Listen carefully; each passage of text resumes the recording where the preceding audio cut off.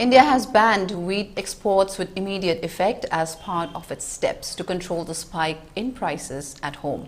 Only export shipments for which letters of credit have been issued on or before yesterday's notification will be allowed.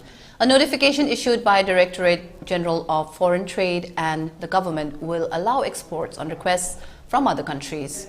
The government had taken the decision in order to manage the overall food security of the country and to export the needs of the neighboring and other vulnerable countries. Global buyers have been banking on India, the world's second largest wheat producer after China, for supplies after exports from the Black Sea region dropped since Russia's invasion of Ukraine in late February. The move to ban wheat exports comes after huge crop loss due to a heat wave in March. The government is also under pressure to rein in inflation that surged to 7.79% in April. Also, the move is a U-turn 2 days after the government announced its plan for big export push.